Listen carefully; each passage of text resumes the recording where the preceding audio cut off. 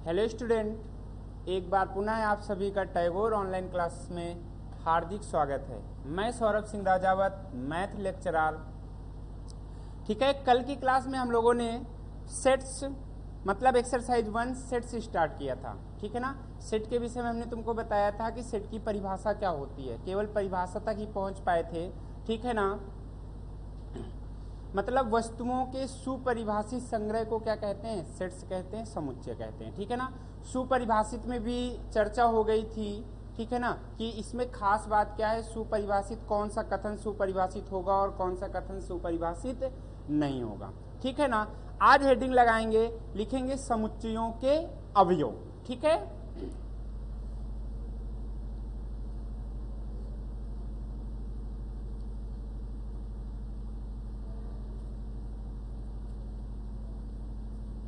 Element of set.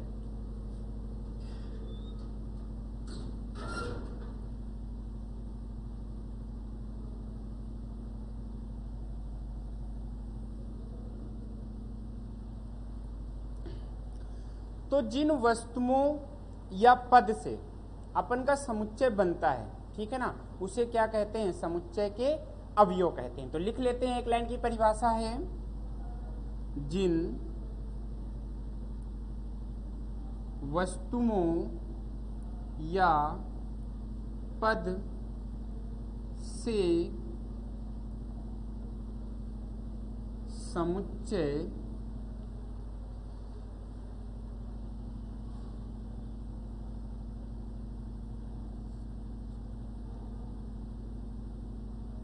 बनता है उसे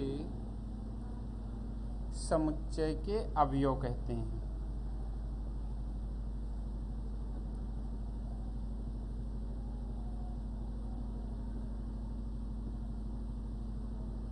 ये हो गया। ठीक है ना।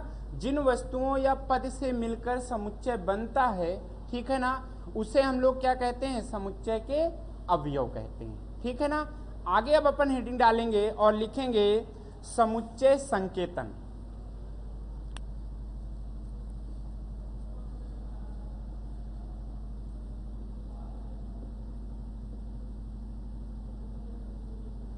Sets notation.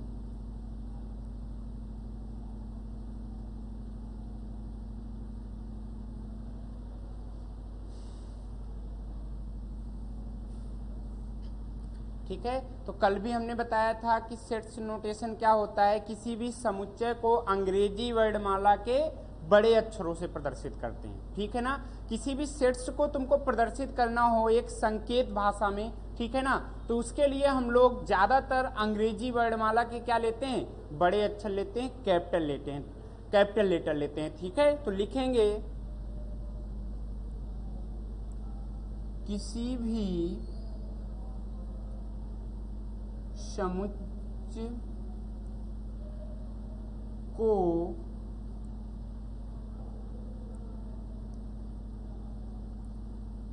प्रदर्शित करने के लिए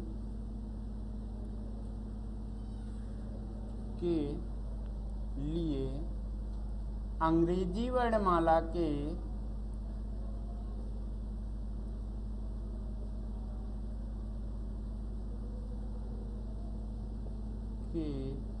के बड़े अक्षरों, बड़े अक्षर में जैसे ए है, बी है, सी है, डी है, डैश डैश करके एक्स वाई जेड, बड़े अक्षरों का प्रयोग करते हैं।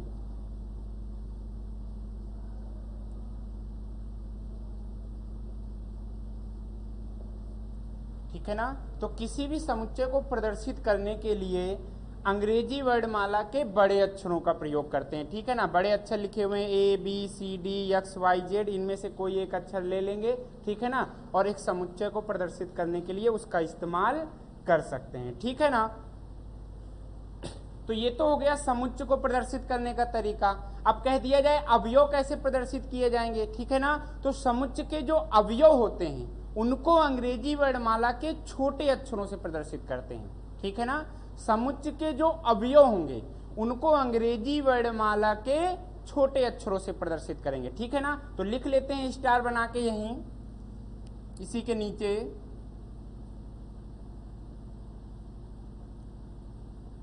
समुच्चय के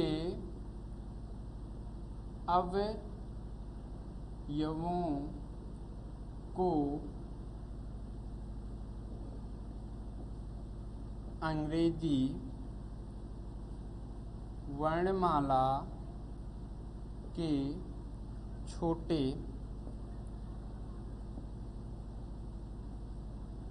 अक्षरों से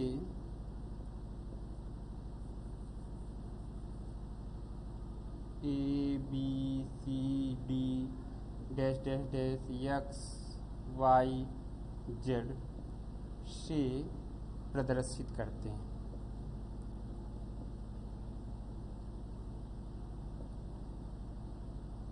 जी ठीक है ना, तो कल हम लोगों ने परिभाषा सीखी थी समुच्चय क्या होता है। ठीक है, वस्तुओं का सुपरिभाषित संग्रह समुच्चय होता है। ठीक है ना, समुच्चय के अवयव क्या होते हैं, जिन वस्तुओं या पद से समुच्चय बनता है उसे समुच्चय का क्या कहते हैं, अवयव कहते हैं। ठीक है ना, समुच्चय संकेतन, समुच्चय को कैसे सांकेतिक भाषा में प्रदर्शित किया जाता है, इसके लिए हम लोग अंग्रेजी वर्णमाला के बड़े अक्षरों का प्रयोग करते हैं। ठीक है ना, समुच्चय के अवयवों को अंग्रेजी वर्णमाला के छोटे अक्षरों से प्रदर्शित करते हैं। ठीक है,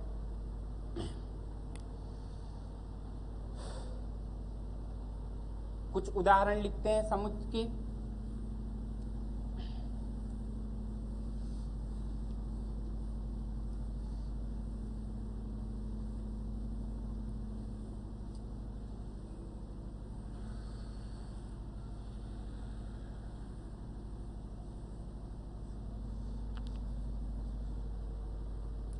उदाहरण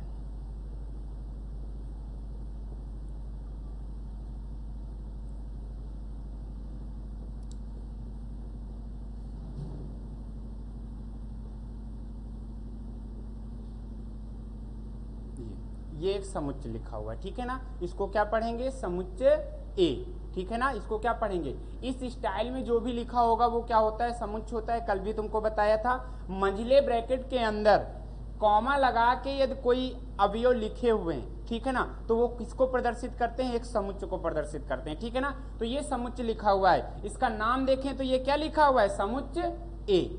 ठीक है ना, इसको क्या पढ़ेंगे, समुच्चय ए। इसी प्रकार और लिखते हैं,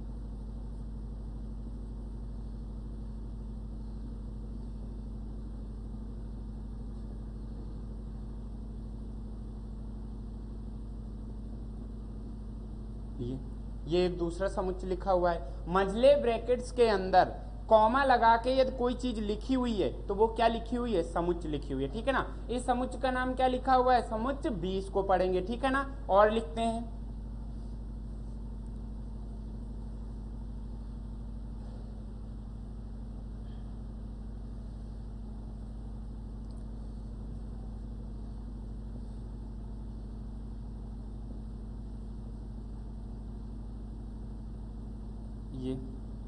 ये भी एक समुच्चय लिखा हुआ है। ठीक है ना, अब तुमसे पूछ लिया जाए कि समुच्चय ए के अवयव कौन कौन से हैं। ठीक है ना, तुमसे पूछ लिया जाए समुच्चय ए के अवयव लिखो। ठीक है, तुमसे कह दिया जाए कि समुच्चय ए के अवयव लिखो, तो यहां लिखेंगे अपन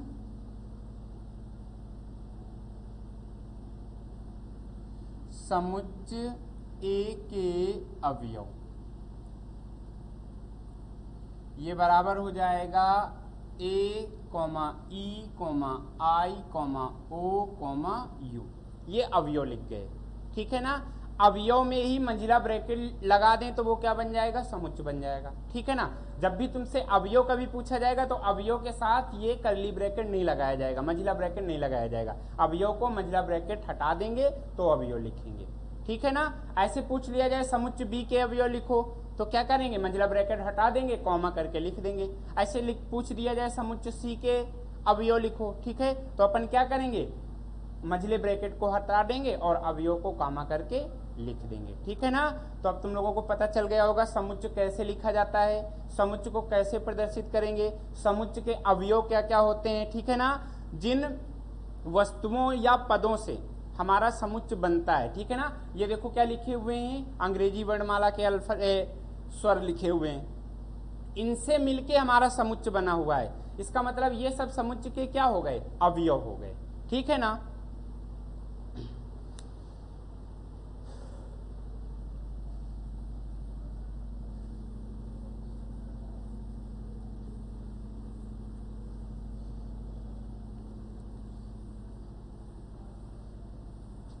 अब हम लोग लिखेंगे संख्याओं पे आधारित कुछ महत्वपूर्ण समुच्चय। ठीक है ना।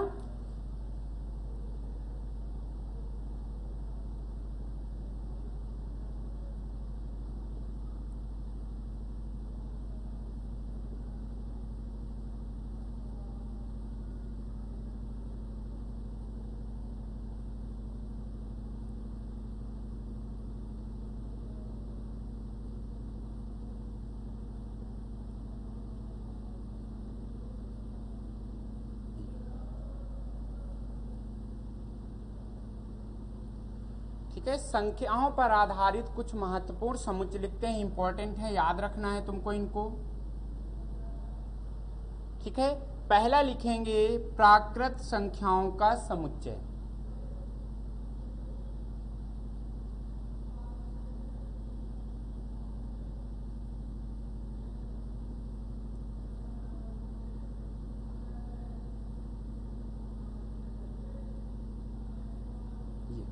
ठीक है ना। इसको अपन लोग कैपिटल एन से डिनोट करते हैं, नेचुरल नंबर। ठीक है ना। और इसके अंदर कौन कौन सी संख्याएं आएंगी, 1 2 3 4 5 6 7 और डैश डैश डैश डैश, ये अनंत तक जाएगा ऐसे। ठीक है, तो ऐसा यदि लिखा हुआ है तो ये क्या हो गया, प्राकृत संख्याओं का समुच्चय हो गया। उसको किससे प्रदर्शित करते हैं, कैपिटल एन से। ठीक है ना। अब अपन दूसरा लिखेंगे पूर्ण संख्याओं का समुच्चय।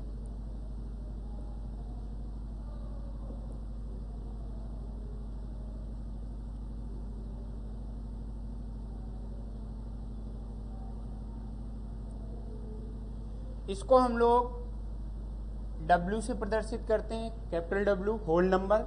ठीक है ना। पूर्ण संख्याओं का मतलब होता है होल नंबर्स। ठीक है।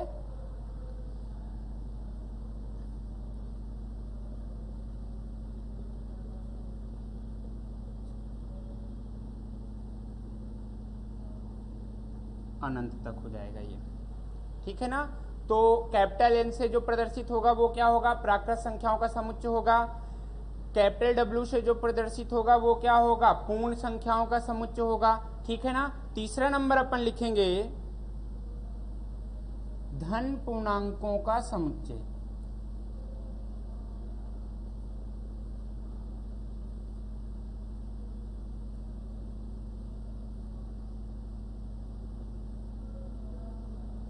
इसको हम लोग i प्लस से प्रदर्शित करते हैं।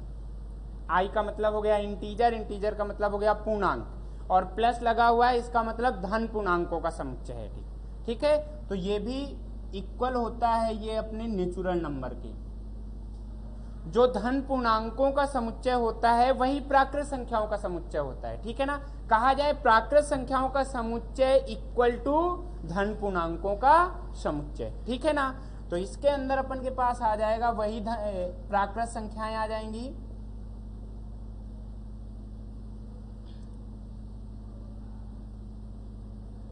अनंत तक हो जाएगा ये। ठीक है ना। तो धन पूर्णांकों का जो समुच्चय होता है वही क्या होता है, प्राकृत संख्याओं का भी समुच्चय होता है। ठीक है ना। तो धन पूर्णांकों का समुच्चय इक्वल टू प्राकृत संख्याओं का समुच्चय। आगे अब हम लोग लिखते हैं चौथे नंबर पे ऋण पूर्णांकों का समुच्चय।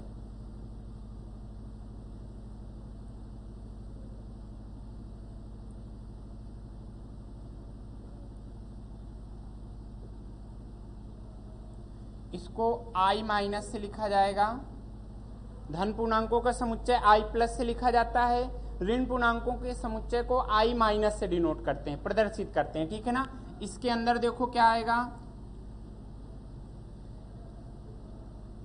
-1 -2 -3 -4 और dash dash dash dash minus अनंत होगा जाके ये।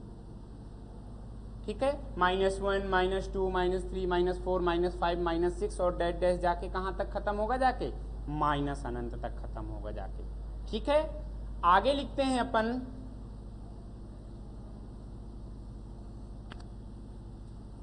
पूर्णांकों का समुच्चय।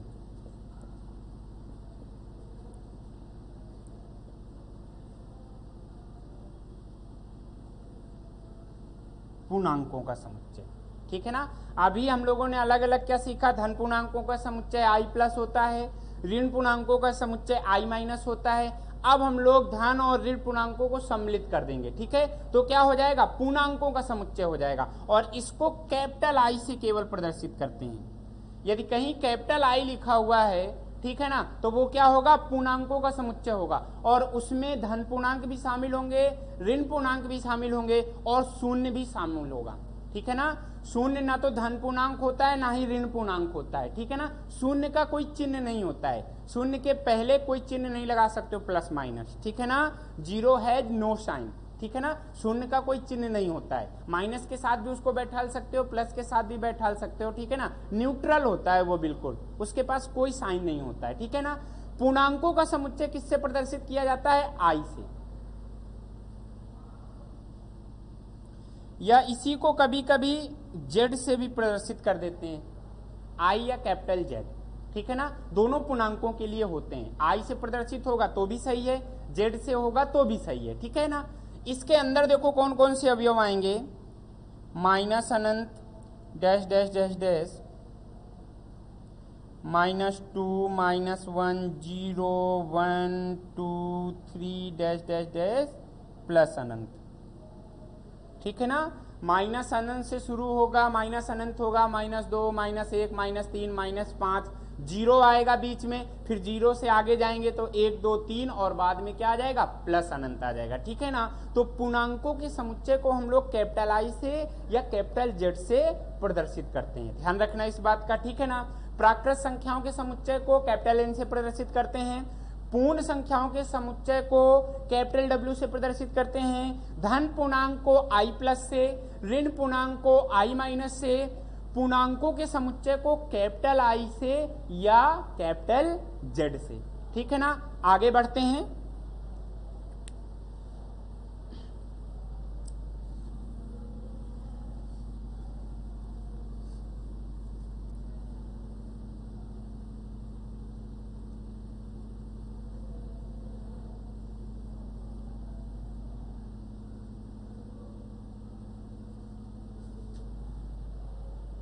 अब हम लोग लिखेंगे परिमेय संख्याओं का समुच्चय।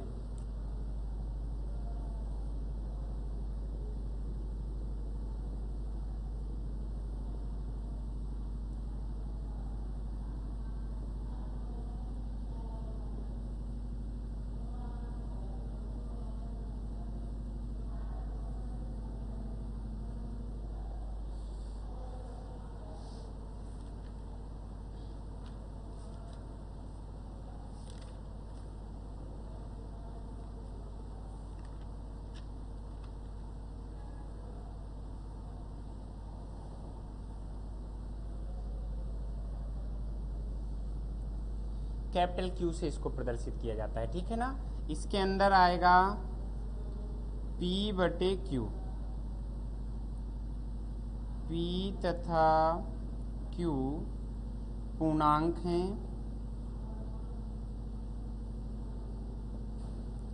Q का मान 0 नहीं हो सकता है। ठीक है ना,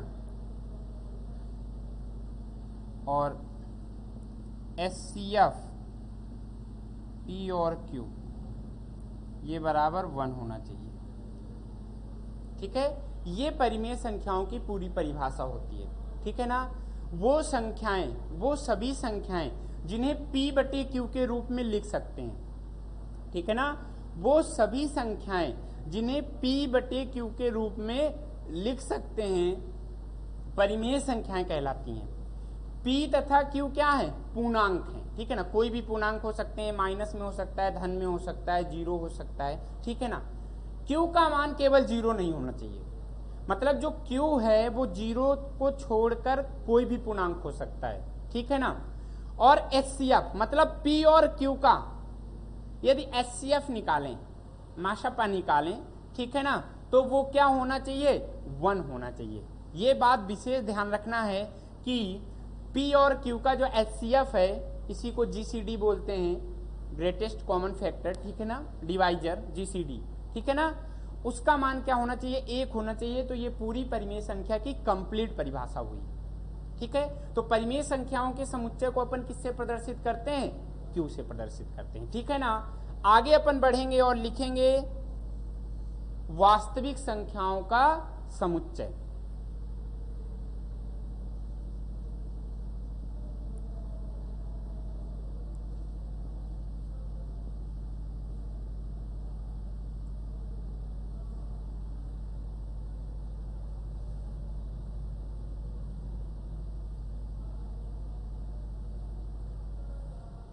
ये हो जाएगा वास्तविक संख्याओं का समुच्चय।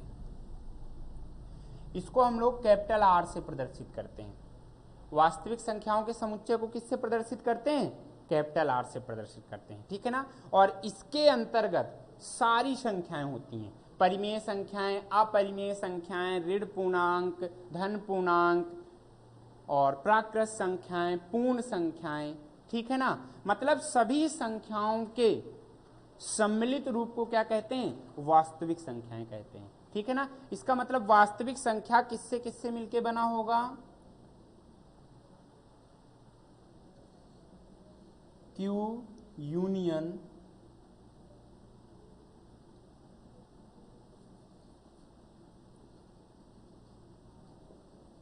परिमेय संख्याएं तथा अपरिमेय संख्याएं के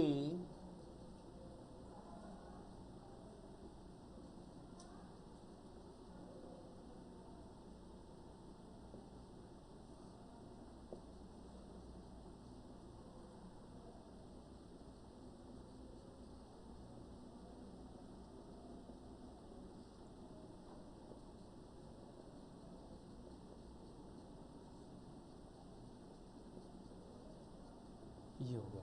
परिमेय संख्याएं तथा अपरिमेय संख्याओं के सम्मिलित रूप को क्या कहते हैं, वास्तविक संख्या कहते हैं। और वास्तविक संख्या को किससे प्रदर्शित करते हैं, कैपिटल R से। तो बस तुमको ये ध्यान रखना है कि कैपिटल R से यदि कोई संख्याएं प्रदर्शित हैं, इसका मतलब वो क्या है, वास्तविक संख्याएं, ठीक है ना। और वास्तविक संख्या के कुछ उदाहरण अपन लिखते हैं, ठीक है ना।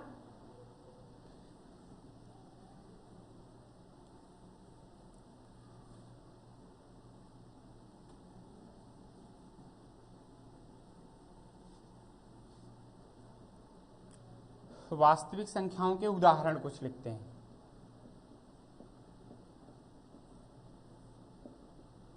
ठीक है। जैसे 0 वास्तविक संख्या हो गई, 1/2 वास्तविक संख्या हो गई, -3/5 वास्तविक संख्या हो गई, 1 वास्तविक संख्या हो गई, 2 वास्तविक संख्या हो गई, -3 वास्तविक संख्या हो गई, ठीक है। √2 वास्तविक संख्या है, √3 वास्तविक संख्या है, 1/√2 वास्तविक संख्या है, 1/√3 वास्तविक संख्या है, ठीक है ना, आदि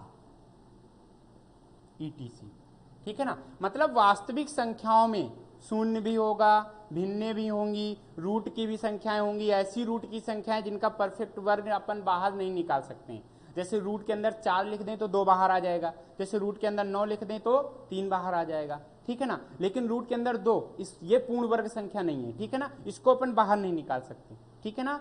तो वो सभी, ठीक है, वर्गमूल जिनका पूर्ण वर्ग बाहर नहीं निकल सकता है, वो सब अपरिमेय संख्याएं कहलाती हैं। तो √2 है, √3 है, ये सब क्या है, अपरिमेय संख्याएं हैं। 1/√2 अपरिमेय संख्या, 1/3 अपरिमेय संख्या, ठीक है ना। तो वास्तविक संख्याओं के समुच्चय में सारी संख्याएं होती हैं, उसमें पूर्णांक भी होते हैं, उसमें प्राकृत संख्याएं भी होती हैं, उसमें पूर्ण संख्याएं भी होती हैं, उसमें परिमेय संख्याएं भी होती हैं, उसमें अपरिमेय संख्याएं भी होती हैं। मतलब सभी प्रकार की जो अभी हमने संख्याएं पढ़ी हैं, उन सब के सम्मिलित रूप को अपन क्या कहते हैं, वो वास्तविक संख्याएं कहते हैं, ठीक है। आगे अपन और लिखते हैं 8 नंबर में सम्मिश्र संख्या। उसको किससे प्रदर्शित करेंगे,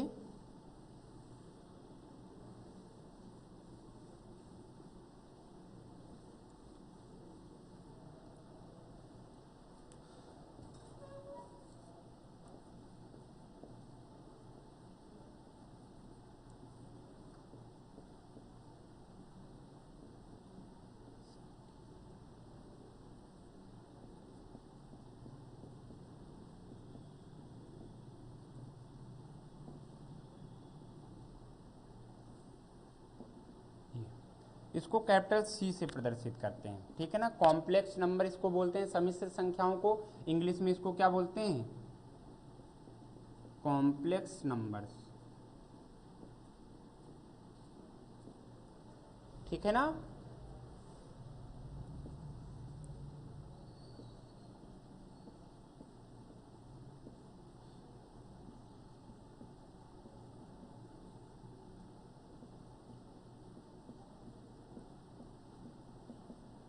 ये ठीक है ना, ये होता है कॉम्प्लेक्स नंबर, सम्मिश्र संख्या, ठीक है ना।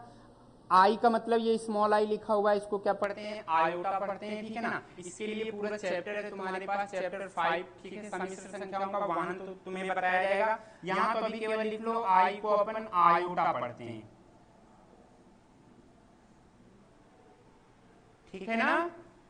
तो a plus iota B type की जो संख्याएं होंगी, a प्लस आई को पढ़ेंगे आयोटा, ठीक है ना। a plus iota B type की सभी संख्याएं क्या कहलाएंगी, सम्मिश्र संख्याएं कहलाएंगी। और सम्मिश्र संख्याओं के समुच्चय को हम लोग कैपिटल सी से प्रदर्शित करते हैं। a और b जो हैं ये क्या हैं, वास्तविक संख्याएं हैं, रियल नंबर हैं, ये हमारे आर सेट से आएंगी। और जो आयोटा का वर्ग है वो क्या होना चाहिए, -1 होता है, ठीक है ना। मतलब रूट के अंदर यदि -1 लिखा हुआ है वो किसके बराबर होगा, आयोटा के बराबर होगा, ठीक है ना। आयोटा का जो वैल्यू होता है, आयोटा का जो मान होता है वो रूट के अंदर क्या होता है, -1 होता है। दोनों बच्चों का वर्ग कर देंगे तो i² बराबर क्या आ जाएगा, -1 आ जाएगा, ठीक है ना। तो ये संख्याओं पर आधारित कुछ महत्वपूर्ण समुच्चय थे जो अपन लोगों ने सीखा है, ठीक है ना। बार बार आगे क्वेश्चन पे आएंगे तो हम लोग भ्रमित नहीं होंगे कि गुरुजी ये कैपिटल एन लिखा हुआ है, इसका मतलब क्या है। कैपिटल एन का मतलब क्या है, प्राकृत संख्याओं का समुच्चय। बता दिया गया है प्राकृत संख्याएं कहाँ से शुरू होंगी और कहाँ समाप्त होंगी, ठीक है ना। कभी कैपिटल डब्ल्यू लिख के आ जाए तो तुम परेशान हो जाओ, अरे गुरुजी कैपिटल डब्ल्यू, ठीक है ना। तो कैपिटल डब्ल्यू का मतलब क्या हो गया, पूर्ण संख्याएं हो गई ये, ठीक है ना। पूर्ण संख्याओं का समुच्चय तुमको लिखाया गया है क्या होता है, ठीक है ना। आई प्लस कहीं लिख के आ जाए, आई प्लस का मतलब धन पूर्णांकों का समुच्चय होता है, और जो आई प्लस होता है वही वास्तविक वो प्राकृत संख्याएं होती हैं। आई माइनस का मतलब ऋणात्मक पूर्णांकों का समुच्चय हो गया। आई या जेड केवल लिखा हो, केवल कैपिटल आई कैपिटल जेड लिखा हो तो वो पूर्णांकों का समुच्चय होता है, मतलब उसमें ऋण पूर्णांक भी होगा, शून्य पूर्णांक भी होगा और धन पूर्णांक भी होगा। कहीं कैपिटल आर लिखा हुआ है तो कैपिटल आर का मतलब क्या हो गया, वास्तविक संख्याओं का समुच्चय है ये। कहीं कैपिटल सी लिखा हुआ है तो कैपिटल सी का मतलब क्या हो गया, सम्मिश्र संख्याओं का समुच्चय है, ठीक है ना। तो ये तुमको बता दिए गए हैं, कभी ऐसे आएंगे तो तुम्हारे दिमाग में होना चाहिए कि नहीं कैपिटल एन का मतलब क्या होता है, प्राकृत संख्याएं हैं ये, ठीक है ना। क्यू का मतलब क्या होता है, परिमेय संख्याएं हैं ये, ठीक है ना। तो ये तुमको पहचानना आना चाहिए, ठीक है, कि कहीं क्यू लिखा हुआ है इसका मतलब क्या है, ये परिमेय संख्याओं का समुच्चय होता है, इसमें परिमेय संख्याएं आएंगी, ठीक है ना। तो चलो अब इसमें से तुमसे पूछा जाए कि सबसे बड़ा समुच्चय कौन होता है संख्याओं का, ठीक है ना। तो सबसे बड़ा समुच्चय कौन सा होता है, सम्मिश्र संख्याओं का समुच्चय। फिर उससे छोटा होता है वास्तविक संख्याओं का समुच्चय। फिर वास्तविक संख्याओं को दो भागों में बांटा गया है, परिमेय संख्याएं और अपरिमेय संख्याएं। और परिमेय संख्याओं के अंदर पूर्णांक आते हैं, पूर्णांक के अंदर फिर पूर्ण संख्याएं आएंगी, और फिर पूर्ण संख्याओं के अंदर क्या आएगा, ठीक है ना, पूर्ण संख्याओं के अंदर अपन की प्राकृत संख्याएं आएंगी, ठीक है। तो एक देखो डायग्राम बना लेते हैं, तुमको सब पता चल जाएगा कि सबसे बड़ा समुच्चय कौन सा होता है।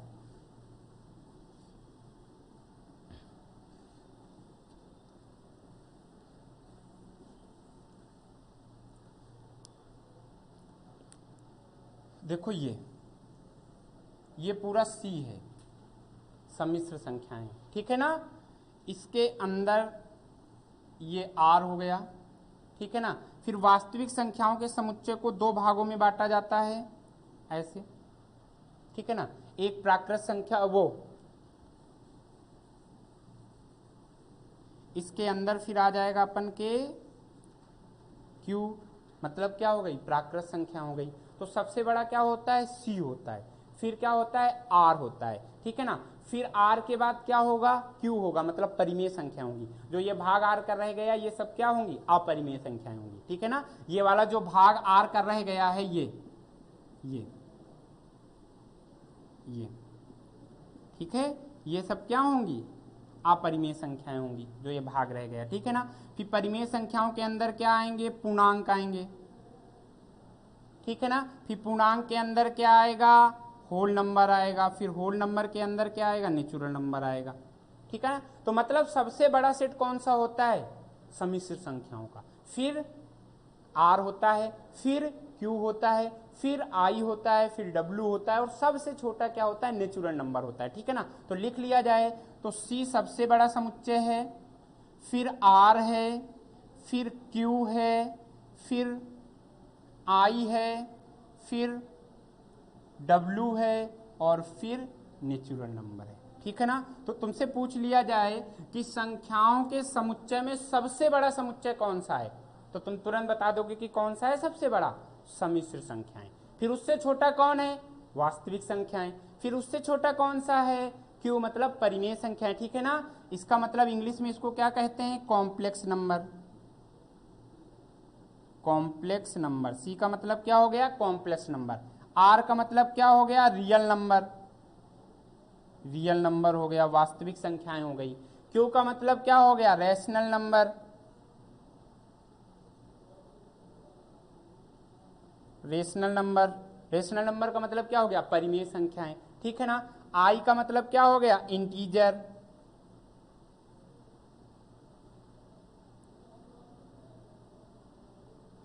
इंटीजर्स हो गया। डब्ल्यू का मतलब क्या हो गया, होल नंबर्स, होल नंबर्स हो गया। और एन का मतलब क्या हो गया, नेचुरल नंबर, नेचुरल नंबर हो गया। ठीक है ना, तो सी का मतलब कॉम्प्लेक्स नंबर, इसको कहते हैं सम्मिश्र संख्याएं।